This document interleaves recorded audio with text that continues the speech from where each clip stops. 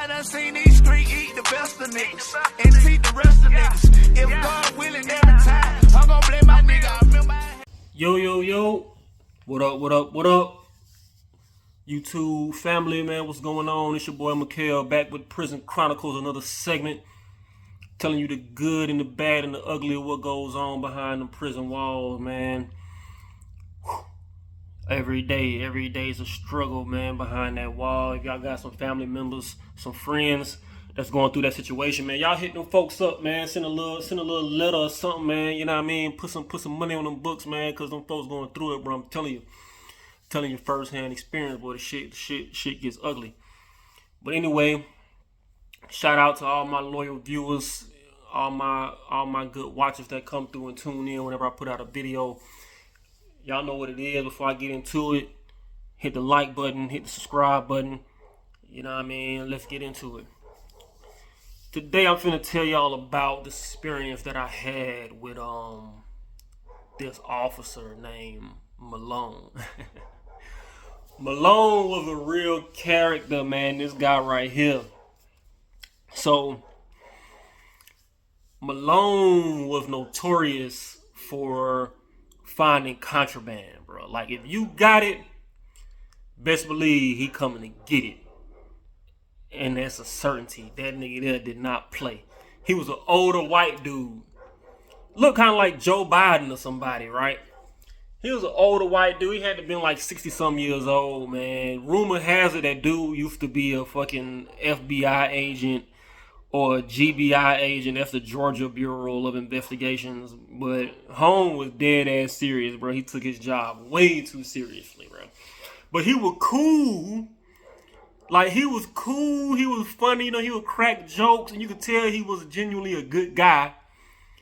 But when it come to finding shit and taking your shit, I don't give a damn where you hid it at. That nigga finna find it, bro.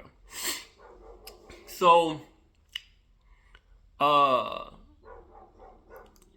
he used to work at this prison called Floyd County. Floyd County it's a county camp. So if you know about Georgia, there's a city in Georgia called Rome, all right, which is like an hour and a half northwest of Atlanta. So in prison, you basically have three different type of prisons. You have state prisons, you have private prisons, and then you have county camps. All right. So a state prison is like, okay, that's ran and owned by the state of Georgia. You know what I mean?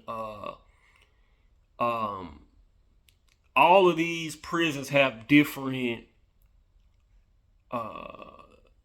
descriptions. They have different, unique things about them. State prison basically means it's ran directly by the state. All right. Private prisons is basically just like the name entails, is owned by private corporations. So when you hear people say that Michael Jordan or Oprah Winfrey or different rich people, they formed corporations and they invest in private prisons. So those prisons are typically ran a little differently. It's actually a lot of things going on behind private prisons because it's basically like a slave trade pretty much. And there's actually a lot of judges that have been indicted and got fired because they basically were selling inmates to private prisons. So basically the way it works is like, if I own a private prison and I have 1,000 inmates at my private prison, I'm going to get a specific set amount of money per year from the federal government for each inmate that I house. So if I have, 1,000 inmates, I'm probably getting $50,000-$60,000 a year from the federal government to house each one of these inmates, but I'm probably only paying $5,000 or $10,000 a year to keep one inmate housed and clothed and fed, right? So judges, what they were doing was they were taking young guys who had, petty little crimes, burglary, little petty thefts, and things like that, and they were sentencing them to way high, exceedingly high sentences, and they were making sure that they would get sent to these particular private prisons, and the private prisons were paying these judges under the table to ensure that they get a certain amount of inmates. You understand? But I kind of got sidetracked on that, but I just wanted to explain that a little bit. But you got private prison, then you have a county camp. Now, a county camp is ran by the county. So whereas a state prison is ran by the state of Georgia, a county camp is ran by each individual county, or whatever counties actually have county camps. So county camps are usually smaller. Usually you have to have you can't have no more than 10 years, I think, of a sentence. You can't have any type of escape charges or things like that, because most county camps, 90% of the population, of the inmate population in the county camp, they're gonna go outside to work, what they call outside details. All right, so outside details, you're gonna be cutting grass places. So that's how county camps get paid. County camps get paid because they get contracts from different institutions or entities in that county.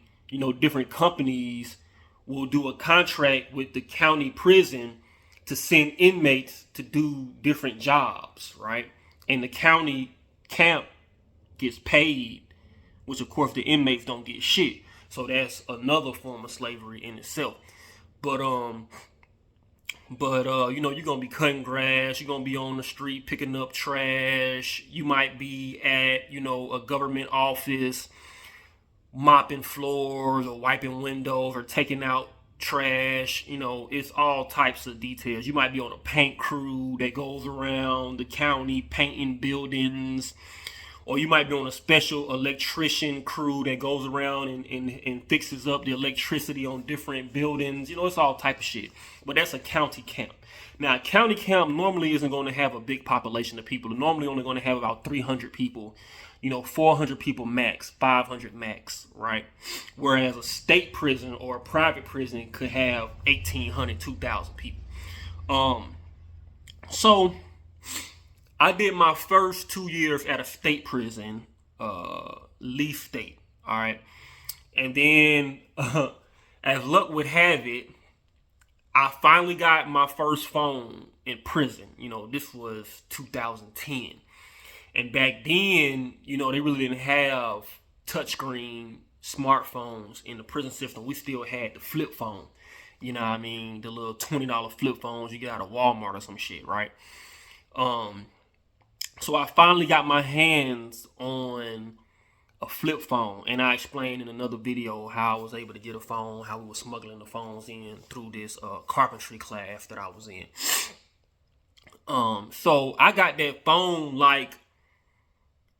I think in late August, right around my birthday. Matter of fact, it was late August. And now I'm good. Once you got a phone and chain gang, you good. You straight. That's easy time. You finna be on your phone kicking shit all day. You know what I mean? That's the best time you can have in prison, right? And I had just happened to get transferred shortly after I got that phone. October, bro. October. If I got the phone the end of August, I got transferred right around mid-October. And I was kind of mad because I'm fuck, what I'm gonna do with this phone, right? So normally when you get transferred, they come tell you at night. You know what I mean? They might tell you, hey, so-and-so, pack it up, you're getting transferred. All right, now sometimes the officer will tell you where you're going. Sometimes they won't, because they're really not supposed to tell you. but sometimes officers be cool and they go ahead and tell you where you're going. So the officer informed me that I was going to this county camp, Floyd County. So going to a county camp is normally, some good news, because county camps is normally laid back. You're not gonna have to worry about getting stabbed or nothing like that. Everybody pretty much laid back. You know what I mean? You're gonna be able to go outside, go to work, and it's a big deal to go outside and go to work if you in prison, because you get to see the free world. You know what I mean? You get to see females. You know what I mean? That's the main thing. Niggas want to see females, right?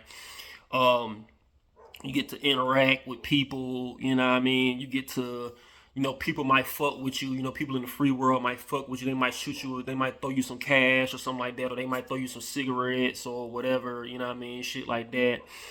And then so I'm talking to my roommate at the time, and actually at the prison that I was at, it was actually 6-man rooms. Lee State actually had 6-man rooms. So my roommate was like, "Look, bro, just take the phone with you. You know what I mean? Just take it with you, and you just gotta, freestyle it, bro. Like, find a way to goddamn however you can finagle the situation to get the phone in, right?" So I'm like, okay, it was a big risk, because that's a big risk for you to just bring your phone and you're not really knowing how you're gonna get it in, right? So I'm like, all right, I took the phone with me. I brought the little flip phone with me, right? Not knowing how I was gonna get the shit in. So I get on the bus. And every time you transfer, you're gonna always stop at Jackson. Jackson is the diagnostic prison. Everybody who comes into prison is gonna go through Jackson first before they go to whatever prison they're gonna go to, right? So whenever you transfer, you always gonna stop at Jackson, because they're gonna pick up more people, and then you might even have to get onto a different bus, kind of like a transfer. You know what I mean? You go from this bus, and then you might have to go to a whole nother bus to get to wherever you're going, right? So when you get to Jackson, though, they always give you a pack out, what's called a pack out. A pack out is a sandwich. Basically, it's a bag with normally like 3 sandwiches, right? A peanut butter sandwich and like 2 bologna sandwiches or whatever, right?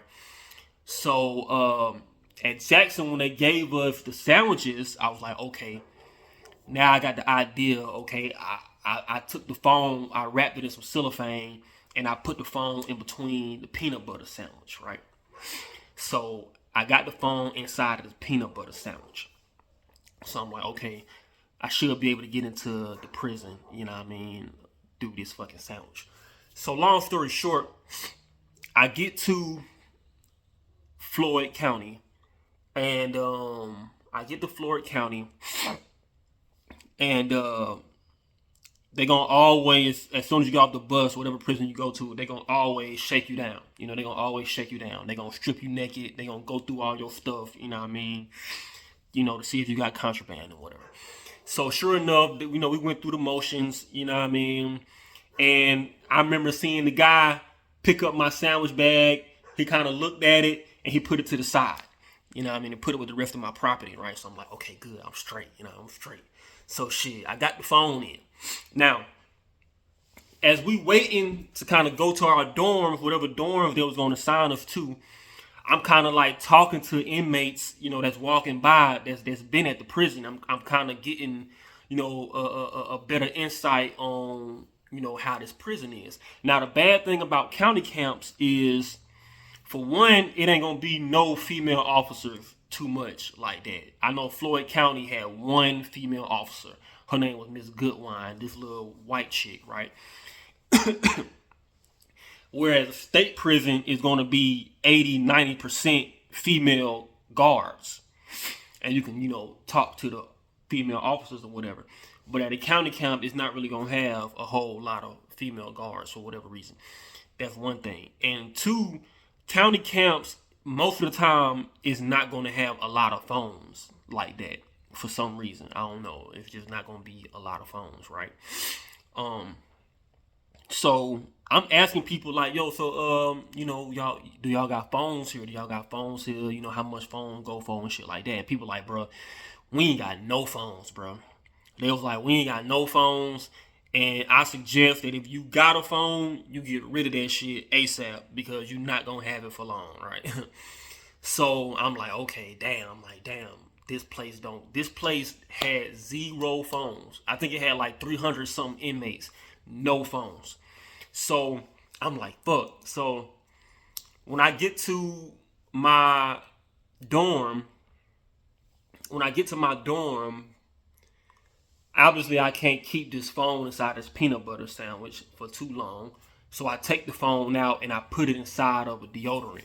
All right, I put the phone, I untwisted all of the deodorant stuff from the inside, pulled it out, put the phone down in there, and I took some of the deodorant and I made a mold, you know what I mean? So it looked like just a regular deodorant, and then I put the top back on, right? So I had my phone. Now, my intention was, okay, I'm gonna keep the phone inside of this deodorant until I get a better feel of the prison, you know, and how can I use it. So this particular prison was open dorm. Most county camps is going to be open dorm. Open dorm means you don't have no cells. It's just a big ass room with probably, 50, 60 bunk beds. All right. And all the bunk beds lined up, in different rows and whatever. So you really have no privacy. So I really got to figure out, I really can't even use the phone without nobody knowing because there's no privacy except the bathroom area, where the bathroom area had like 3 stalls where you could take a shit. And each stall was divided by these block walls, that probably if you sitting down on the toilet, the block wall probably come like right above your head. So that's the only way that you could use the phone without nobody knowing. You go back there, but then you have to be whispering on the phone, you know what I mean? So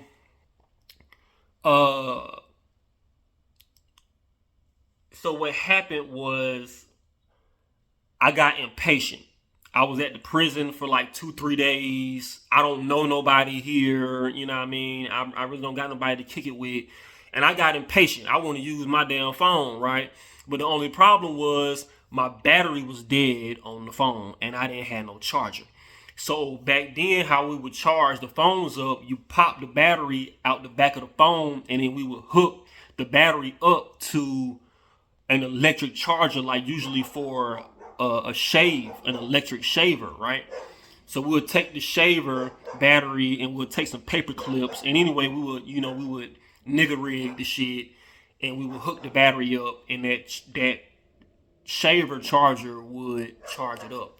So now my dilemma is I gotta find out who has an electric shaver that's gonna let me use their charger without them knowing what I'm doing with it, right?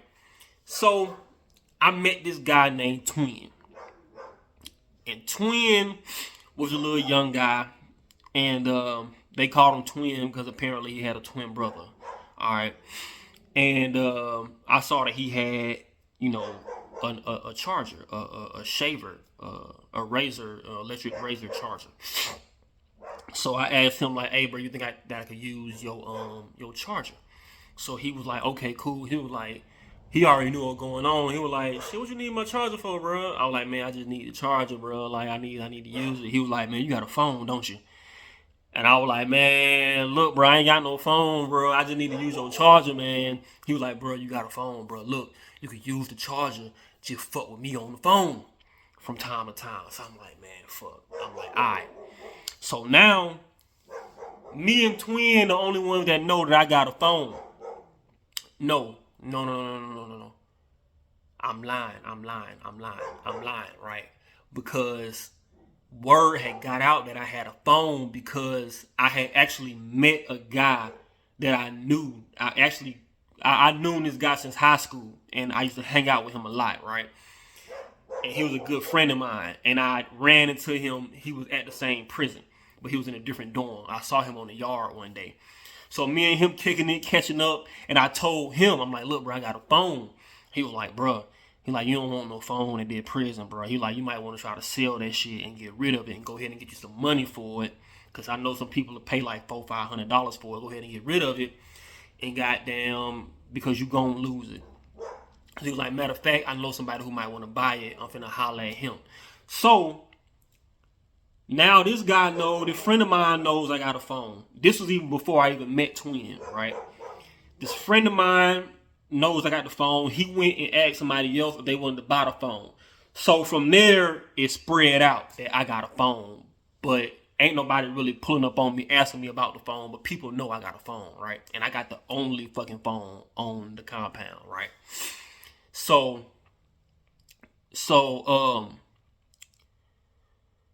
fast forward to me and Twin. Twin letting me use his charger to charge up the battery. Now I'm using the phone. Now, I had this phone for exactly 2 weeks, right? I had the phone for 2 weeks, but for the first week that I was there, I didn't bring the phone out. So I really only had it out for 1 week. All right. I'm on the phone using the phone. Now, I got to tell you a side story. A side story is when I first got to prison, to Lee State. At that time, your parents or your family members could put together a little care package where they can go to Walmart and get you little house shoes, little slippers, robes and pajamas and underwear, t-shirts, socks, you know what I mean, CD players and stuff like that. They had a list. The prison had a list of different things that your family could go get and send it to you, right? So my mama got me some socks, some t-shirts, and some drawers, right? Some underwear. Now, my mama ain't bought me no underwear probably since I was like in elementary school. I moved out my mama's house when I was in the 4th grade. So my mama ain't bought me no underwear since I was in the 4th grade. Tell me why she bought me some damn tighty-whitey. She bought me some damn tighty-whitey, bro. Now, in prison, of course she didn't know this, but in prison, you not supposed to wear no tighty-whities, bro. The tighty-whities is the little dunk-da-duns, you know what I mean? The damn panty draw fucking men underwear, you know what I mean? The briefs, all right? In chain gang, you don't supposed to wear no briefs for whatever reason. It's just a bad stigma. It's just a bad look. But my mama, not knowing, she got me a pair of fucking briefs, some dun-da-duns, right? Some tighty-whities, right? And those fucking tighty-whities saved my ass on several occasions, all right? I'm going to tell you why. Because those tighty-whities had a little cuff. These tighty-whities had like a little cuff in them. So I would take my phone sometimes and I would put my phone inside of that little pocket that, you know, of the tighty-whities. But then I'd take some regular boxers and put them on over the tighty-whities so that it looked like I don't even have no tighty-whities on. All right. Now that saved me in this story. All right. But I'm finna get to that. So one day, I'm sitting on the toilet and I'm using the phone, right? I'm on Facebook on the phone, doing whatever I was doing on this flip phone, right? And I hear people say 12, 12, you know, 12. Whenever people yell 12, that means that police on the floor, right? So police on the floor. So in comes Malone. Now I had heard stories about Malone. I never really had no run-in with Malone at this time. So I'm back on the toilet. I hear 12, 12. So I'm like, oh shit. So I take the phone. I cut the phone off. I put the phone. I tuck it inside my tighty-whities, right? And I got them put my boxes on. And then I put my pants on. Boom. So the police came straight back to the bathroom where I was at. And I peeked my head up like, hey, what's up? They was like, man, your name, Shakir? I was like, yeah. They were like, man, we need to talk to you.